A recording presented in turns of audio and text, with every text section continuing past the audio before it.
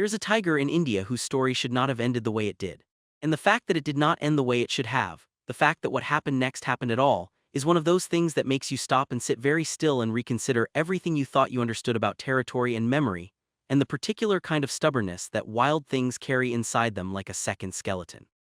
He lost everything: his land, his kills, his presence in a landscape that had shaped him from the moment he was born. He was pushed out, displaced, reduced to the edges of things, to the margins and the scraps, to a life so diminished compared to what he had been that most wildlife biologists watching his story unfold assumed it was over. They assumed he would fade. That the story had told itself and arrived at the conclusion that most such stories arrive at, which is that power once lost does not come back. They were wrong. Subscribe right now if you want to understand the natural world the way it actually works, not the clean version, not the simplified version, but the real thing, the version that is messy and brutal and sometimes astonishing and always worth paying attention to. Let us get into this. To understand what happened to this tiger and why it matters, we have to start at the beginning. We have to start with what a tiger's territory actually is, not in the abstract sense, not in the textbook definition sense, but in the lived, felt, experienced sense of what it means for an animal like this to possess a piece of land. A tiger's territory is not just space. It is not just a geographic area bounded by rivers and roads and the edges of forests. It is something closer to an extension of the animal's identity, a physical projection of its existence into the world, maintained by constant effort, marked by scent and claw and the deliberate deposition of identity across every significant feature of the landscape. A tiger patrols its territory not the way a security guard patrols a building, moving through a space that belongs to someone else. It patrols the way a writer fills a page, actively, specifically, creating meaning with each pass, leaving evidence of its consciousness behind at every turn. The scent markings of a tiger, sprayed onto trees and rocks and the vertical surfaces of landscape features at intervals that vary by individual, but that collectively describe a complete map of the animal's claimed space, are not simple territorial signs. They are communication devices, dense with information, carrying not just the message that a tiger has been here but specific information about which tiger, about its reproductive status, about its health, about how recently it passed. Other tigers reading these markings are not just learning that the land is claimed. They are receiving a detailed report on the nature of the claimant. They are assessing, from the chemical information encoded in a spray of urine on a tree trunk, whether the tiger who left that message is one they can challenge or one they need to avoid. And the claw marks, raked high on the trunks of trees at boundaries and along frequently traveled routes, are visual and tactile reinforcements of the same message. A tiger stands on its hind legs to make these marks as high as it can reach, a deliberate display of physical scale, an advertisement of body size that any other tiger reading the mark will factor into its calculation of risk. The marks say, "I was here, I am this large, think carefully before you continue." This is the architecture of tiger territory, and maintaining it requires constant movement, constant renewal of the marks, constant patrol to detect the intrusions of rivals and respond to them with appropriate force or appropriate avoidance, depending on the calculation that each specific encounter demands. Dominant male tiger in prime territory, with regular kills and clear boundaries and the established respect of the surrounding population of tigers, has a life of extraordinary productivity and relative stability. He hunts, he eats, he patrols, he mates when females in his territory come into estrus. He enforces his boundaries when necessary and retreats from them when the calculation does not favor confrontation. He has learned, through experience, which portions of his territory to defend most fiercely and which margins he can concede without meaningful loss. But every tiger's tenure has a timeline. Every dominant male is, from the moment he establishes his territory, already moving toward the day when a younger, stronger male will emerge and the calculation will shift. It is not a question of if. It is a question of when and how the displacement happens and what the displaced animal does next. The tiger we are following was known to the Forest Department and to the researchers working in the landscape as T, assigned a number in the bureaucratic taxonomy of Indian wildlife monitoring, but I am going to call him something more useful for this story, something that reflects what he actually was. I'm going to call him the river male, because the feature that most defined his territory was the river that ran through its heart, a seasonal river that in the monsoon months became a proper channel of moving water, and in the dry season contracted to a chain of waterholes that concentrated prey animals in the way that waterholes in dry landscapes always concentrate prey animals, turning the effort of hunting into something closer to the waiting game that large predators are perfectly designed to play. The river male came into his territory through the process by which all male tigers eventually arrive at the particular piece of land they will spend their adult lives trying to hold. He was born somewhere else. He was raised by his mother in a different part of the reserve, watching her hunt, learning the mechanics of ambush and the specific topography of a different landscape. He dispersed when his mother's tolerance for his continued presence ran out, when the hormonal shifts of adolescence turned him into something that could no longer share space with the female who had made him, and he moved. He moved through marginal areas, along the edges of territories claimed by established males, reading the scent marks and making continuous assessments of risk, looking for gaps, looking for the unmaintained edges that indicate an aging animal or a weakening hold. He found the river. He found a territory that was being held, but held with less and less conviction, by an older male whose patrol routes had contracted and whose scent markings were becoming less frequent and less current. The young river male did not win this territory in a single dramatic confrontation. Territory acquisition almost never works that way. It is more gradual, more strategic, more like a long negotiation in which one party slowly realizes it is losing and begins to disengage. The older male withdrew from the northern sections of the territory first, then from the river itself, then from the most productive hunting grounds in the valley bottom.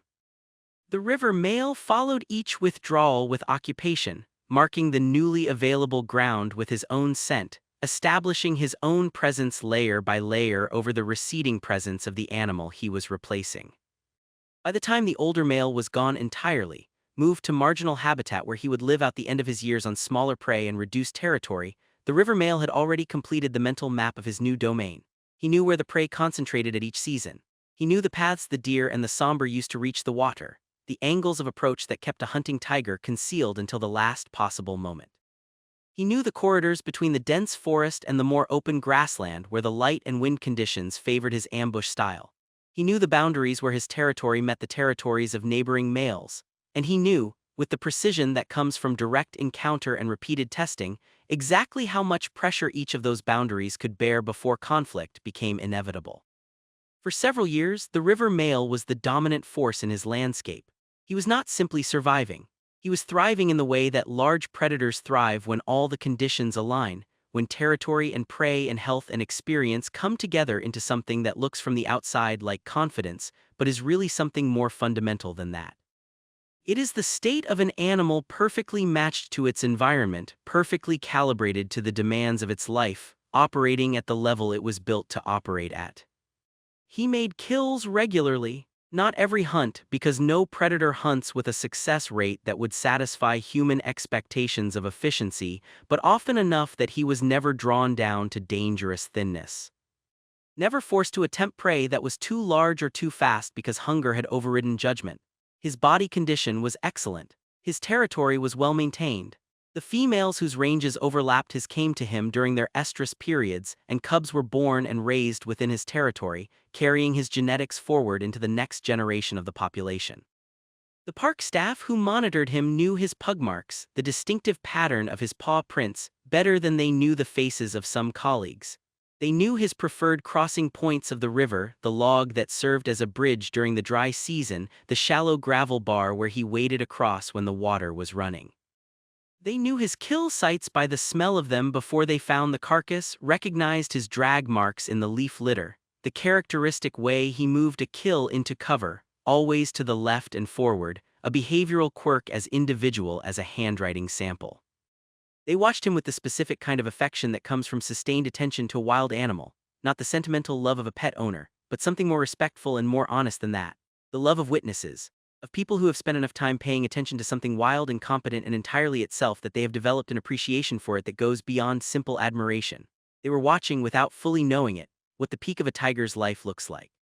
And they were, without knowing it, watching the last chapter of one era of it. The challenger arrived from the east. He was younger by several years, and in the specific calculus of tiger confrontation, those years translated into a physical reality that the river male could not negotiate or strategize away. The younger male was bigger, not dramatically bigger, not in a way that would have been obvious in a photograph, but in the incremental, specific measurements that matter in a direct confrontation between two large predators, in the grip strength of the forepaws and the leverage of the neck, and the explosive acceleration from stillness that a tiger needs to close the last meters of a charge, the younger male had the edge. A small edge, but a consistent one. The first encounters were not fights. Let us be very clear about this because popular narratives about animal conflict almost always skip the long, careful, cautious process of assessment that precedes any actual physical confrontation between animals that can seriously injure each other. A tiger that enters a fight with another tiger and loses badly does not simply recover and try again. Injuries sustained in tiger fights, deep lacerations, puncture wounds from canines that are built to kill animals as large as buffalo, fractures from the impact of two bodies that together weigh over 500 kilograms colliding at speed, these injuries can end a hunting career. They can end a life. The calculation is always serious, always real. So the first encounters were scent, read, and overmarked. Then distant visual contact, held for long moments across an open grassland corridor, each animal reading the other's body posture, the angle of the ears and the position of the tail and the particular quality of stillness in the other's body that communicates threat level. Then closer encounters at boundaries, brief confrontations where noise and display substitute for actual contact, where the information exchanged is, "I am here, I am serious, what are you going to do about it?" What the river male did in those early encounters was hold. He defended his boundaries. He responded to overmarkings with overmarkings of his own. He showed up at confrontation points and held his ground. He was not, at this point, losing. He was managing a challenge that his experience and his established presence in the landscape gave him tools to manage. But the younger male was persistent in the specific way that youth and full physical power are always persistent, which is to say he had time and he had energy, and the cost of each probing incursion was lower for him than the cost of each defensive response was for the river male. Every challenge the river male met successfully was a drain on resources that the challenger barely noticed. Every night the younger male crossed a boundary and marked, the river male had to spend the next patrol circuit investigating and responding. The asymmetry was gradual, but it was real. The first serious physical confrontation left the river male injured. Not catastrophically, not in a way that immediately compromised his hunting ability, but in the way that a fracture or a deep wound somewhere in the complex machinery of a large predator's locomotion always compromises things over time. Hunting requires explosive acceleration. It requires the ability to hold and control prey animals that are fighting for their lives. It requires the full, undamaged function of a body that is already operating near its physical ceiling in terms of the demands placed on it.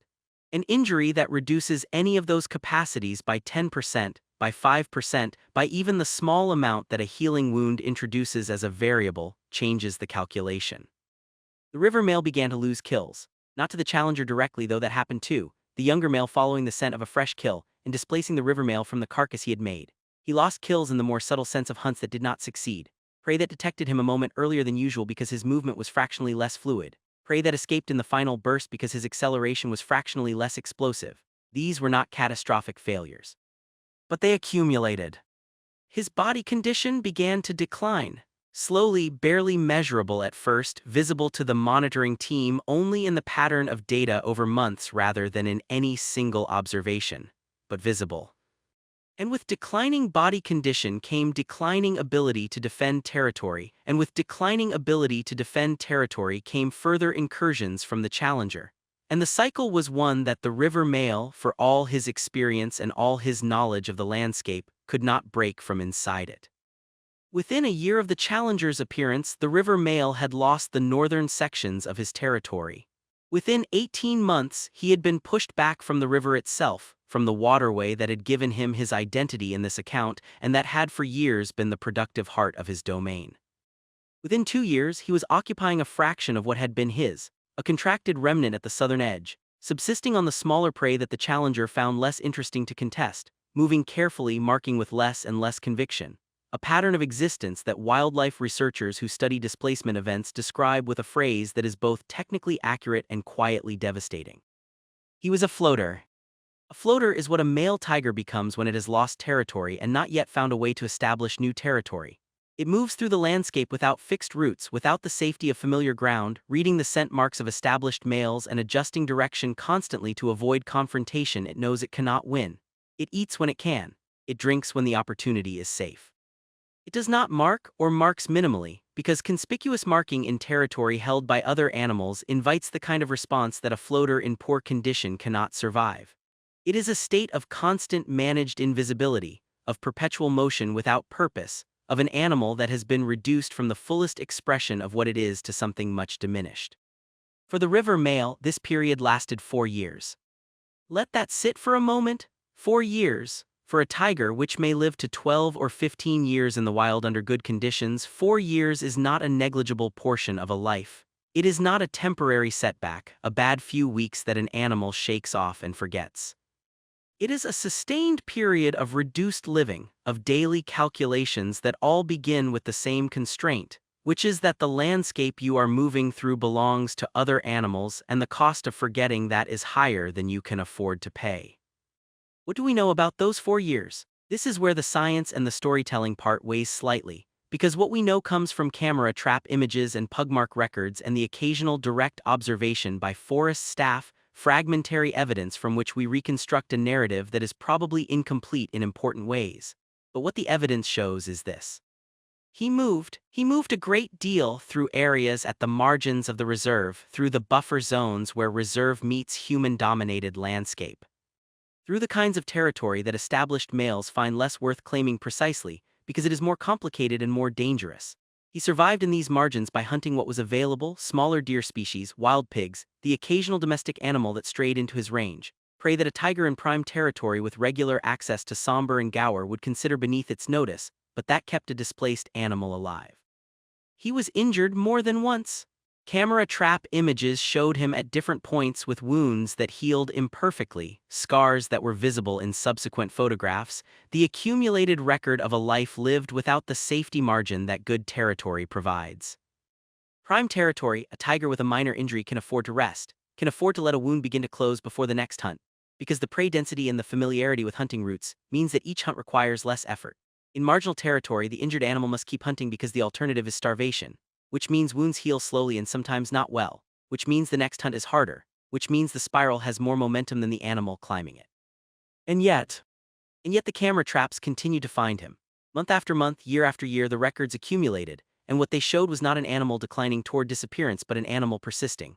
Moving, adapting, finding enough prey to maintain a condition that, while not what it had been, never dropped to the critical threshold that would have made the next recovery impossible. He was thin in the dry season photographs and better in the monsoon ones.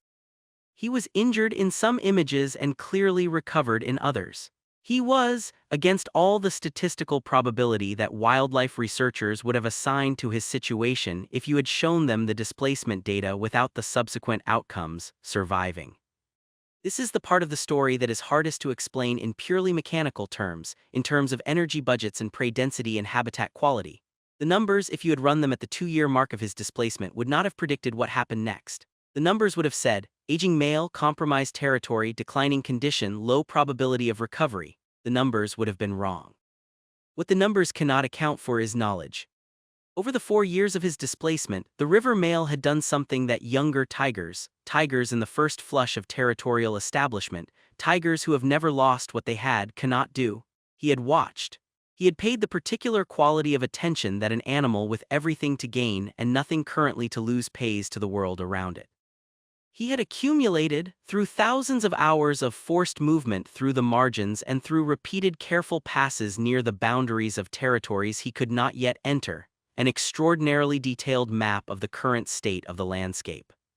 He knew where the challenger was weak. He knew this the way you know things that you have been paying close attention to for a long time, not through dramatic revelation but through the accumulation of small observations, each one adding another data point to a picture that was gradually becoming complete. He knew which sections of the challenger's territory were patrolled less frequently. He knew the times of day when the boundaries were most thinly maintained. He knew, because tigers know these things, where the prey concentration was highest and therefore where the value of defending territory was greatest. He knew the landscape not the way a tiger knows its own territory, from the inside with the confidence of the resident, but in some ways better than that. He knew it the way a general knows the territory he is about to take, with the cold, clear, comprehensive knowledge of someone who has spent a long time studying a problem before attempting to solve it. And there was something else, something that the monitoring data points to but cannot fully explain, something that requires us to talk about the biology of tiger comeback in terms that go beyond what is strictly observable. The challenger was aging. Not old, not in crisis, but no longer the surging physical peak he had been when he displaced the river male. The arc of his physical prime had crested and was beginning, by the smallest of margins, to descend. His patrol patterns, visible in the camera trap data, had contracted slightly. The frequency of his boundary markings had decreased in some sections. The territory that had cost him so much energy to take was now costing him the sustained energy of maintenance, and maintenance, spread across a large territory, is a tax that every dominant male eventually begins to find heavy. The river male, meanwhile, had spent 4 years in circumstances that, while brutal in their deprivations, had also been doing something that brutal circumstances sometimes do. They had stripped him down, not just in body condition, not just in the loss of territory and status, but in the sense of having forced him to become more efficient, more strategic, more careful about every choice, because every choice had consequences that prime condition could not absorb. He was leaner than he had been. He was, in some ways that are hard to quantify, but that field researchers who observed him in this period describe as palpable in camera trap images, more dangerous than he had been. The ease of dominance softens certain things. The necessity of survival sharpens them. The first signs of the comeback were almost invisible in the data. A camera trap image that placed the river male inside what had been his territory, not at the very edge of it but inside in a section that the challenger rarely visited. A scent marking on a tree that no tiger had marked in months. A kill site in a location that was technically within the boundary of the space the challenger claimed, but that the challenger had not used productively in some time.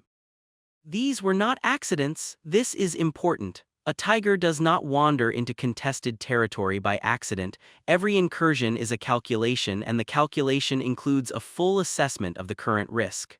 The river male was probing. He was testing the current state of the challenger's hold on specific sections of the territory, finding the places where the grip was loosest, marking them minimally but specifically, beginning the process of overlaying his presence onto a landscape that still carried his own old scent markings in the chemical memory of the trees he had marked years before, faded now but not entirely gone, the olfactory record of a prior claim. The challenger responded. Of course he did. He was still a dominant male and his response to incursion was still formidable. But here is where the story takes its decisive turn. The response was not as immediate or as thorough as it would have been 2 years earlier.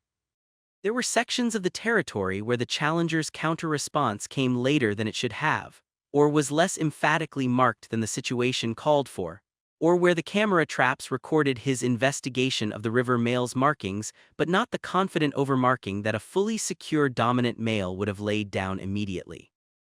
He was responding, but he was responding the way a manager responds to a problem in an organization that has gotten too large to fully supervise. Adequately, on average, but not everywhere at once, and not with the same sureness that characterized his early dominance. The river male pressed every gap.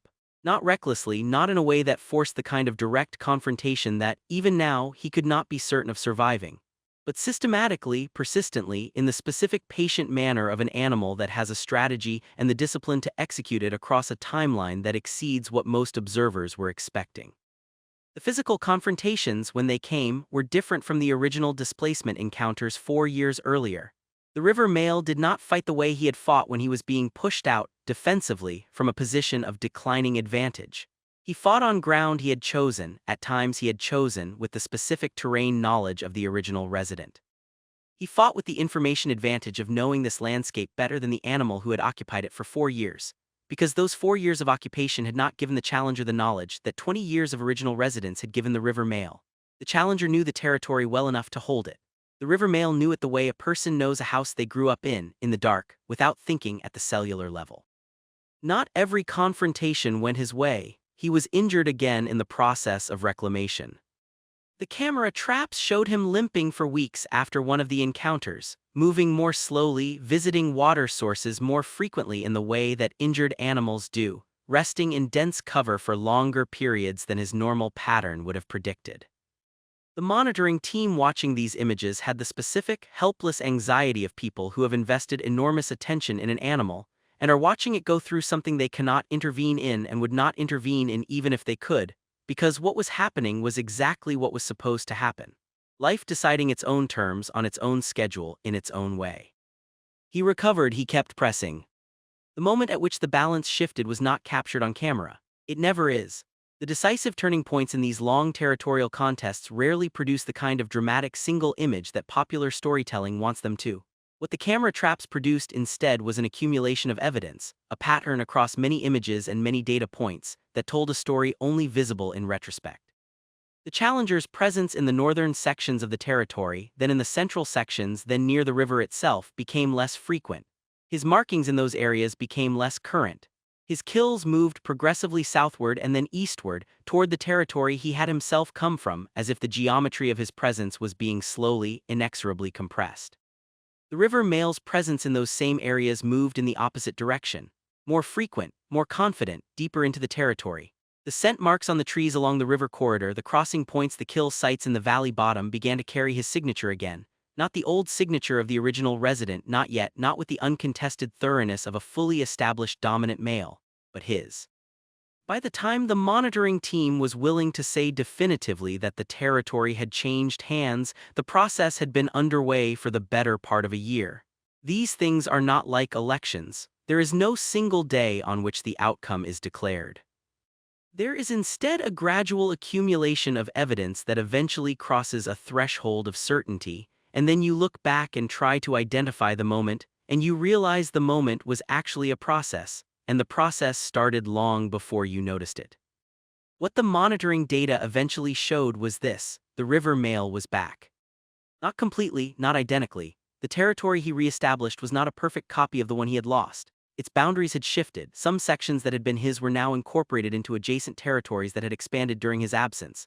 And the landscape itself had changed in 4 years in the ways that landscapes always change: prey population dynamics shifting, habitat quality varying, the river's character altered by several monsoons.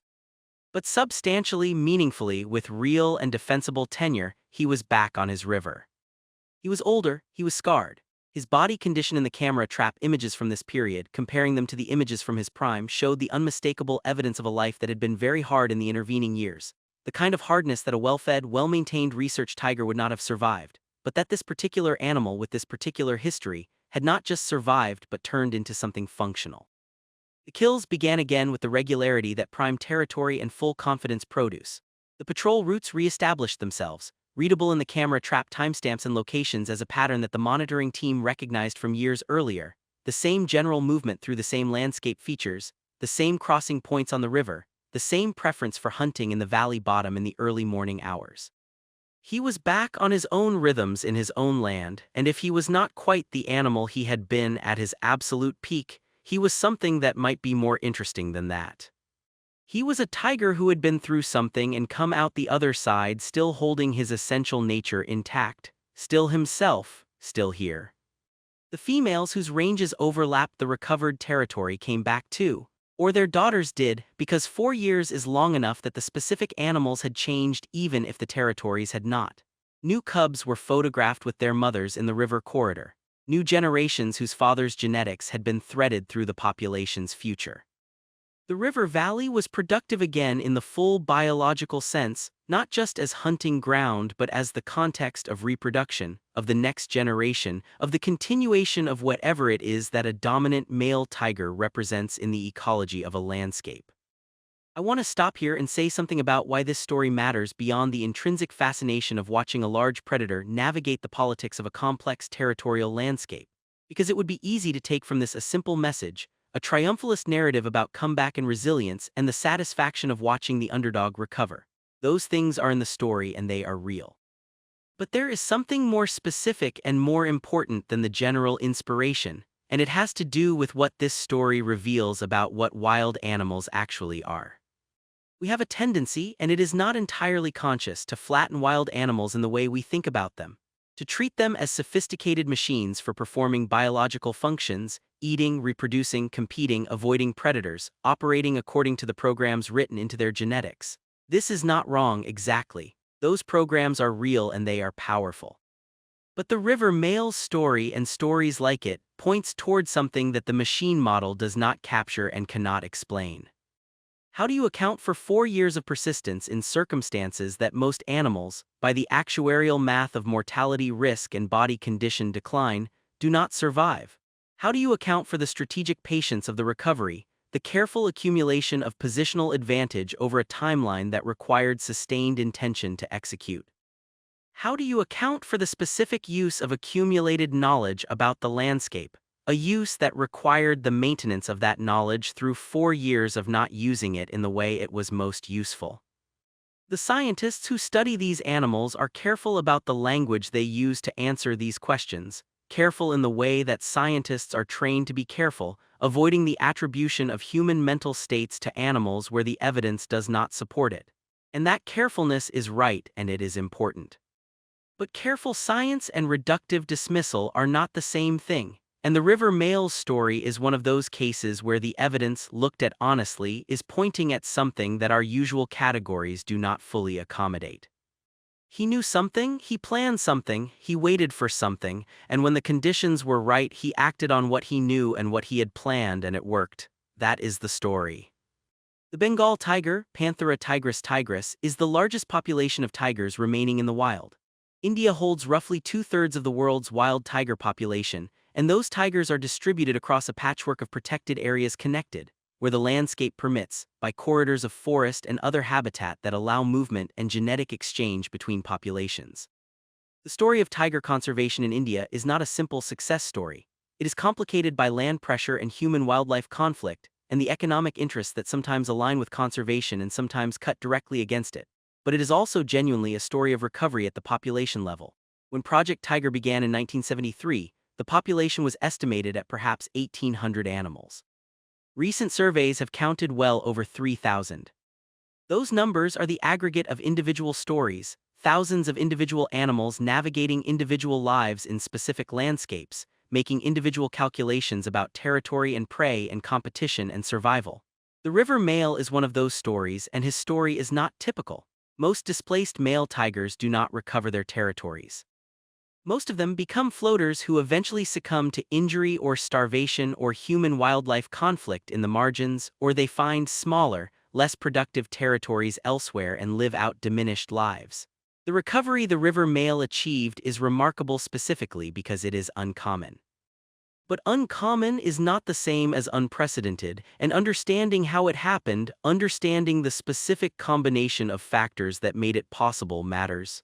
It matters for conservation planning.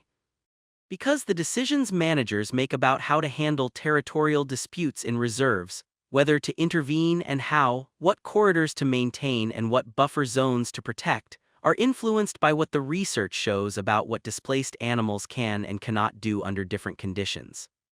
If you know that marginal habitat at the edge of a reserve can function as a recovery zone for displaced males, as a place where animals can persist in conditions that are hard enough to keep them sharp without being so hard that they die, then the protection of that marginal habitat becomes a different kind of conservation priority than it was before. And it matters for the story we tell about the natural world, because the stories we tell shape the attention we pay, and the attention we pay shapes the choices we make about what we protect and what we are willing to let go. A story about a tiger as a biological machine that performed its territorial functions and then failed and was replaced is not wrong, but it is not complete, and the incompleteness has consequences. A story about a tiger who lost everything, spent 4 years in the wilderness of displacement, learned what he needed to learn and came back to reclaim what had been taken from him. That story does something different in the mind of the person who hears it. It creates a different relationship between the listener and the animal, a relationship that is more useful to the animal's survival than the alternative. The reserve where this happened is not unique in India, but it is worth describing briefly because the landscape is a character in the story as much as the animals who inhabit it. Central Indian tiger habitats are typically a mosaic of sal forest and teak forest and open grassland and seasonal water, a patchwork that creates the variety of microhabitats that prey species need and that tigers, as generalist hunters in the sense of being willing to take whatever prey is available, exploit efficiently. The dry season concentrates prey around water sources in a way that makes the landscape more legible for hunting. The monsoon disperses prey across a wetter, more uniform landscape and challenges hunters differently. The river that defined the River Mail's territory was not a river by the standards of a country that has rivers like the Ganga and the Brahmaputra. It was a seasonal stream, running full only in the monsoon months and contracting to a chain of pools in the dry season, but in a landscape where water is scarce, that chain of pools was a concentration point for everything alive. Herbivores and carnivores and birds and reptiles all drawn to the same narrow geography of available water. A tiger positioned along that chain had access to the most productive hunting ground in the local landscape, which is why the River Mail had been so successful there, and why the challenger had been willing to expend so much energy to take it. The sal forest through which the river ran is one of the signature forest types of central India, The tall, clean-trunked sal trees creating a high canopy that lets through enough light to maintain a relatively open understory, good cover for tigers moving at ground level, and good visibility for prey species trying to detect threats at medium range. The grasses that grow in the gaps in the clearings where the canopy opens up are where the herbivores spend the morning and evening feeding hours, and the edges between the grass openings and the forest cover are where tigers position themselves for ambush, using the edge transition as a compression zone through which prey must pass when moving between feeding and resting habitat. The river male had hunted these edges for most of his adult life before his displacement, and during the 4 years of his marginalization, he had continued to hunt different but structurally similar edges in the buffer zones, the transitions between the protected forest and the agricultural fields beyond the reserve boundary. These buffer zone hunts were higher risk, both because the prey there included domestic animals whose loss caused conflict with local communities, and because the buffer zones were patrolled more irregularly, with less predictability than the core reserve areas. But they had also maintained his ability to exploit the specific kind of ambush opportunity that forest edge hunting requires, and when he returned to the sal forest edges of his original territory, that skill was intact. The somber deer, the large deer species that is a primary prey for tigers across much of India, is itself a fascinating subject that the story of the river male keeps bumping into. Somber are not passive objects that simply stand still and wait to be caught. They are large, alert, powerful animals with excellent senses and a behavioral sophistication that makes them genuinely challenging prey.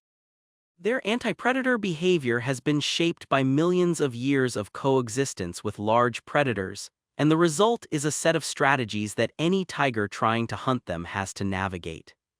Somber use alarm calls that travel through the forest and warn other prey animals of tiger presence, not just other somber but spotted deer and langurs, and other species that have learned to treat somber alarm calls as reliable information about predation risk.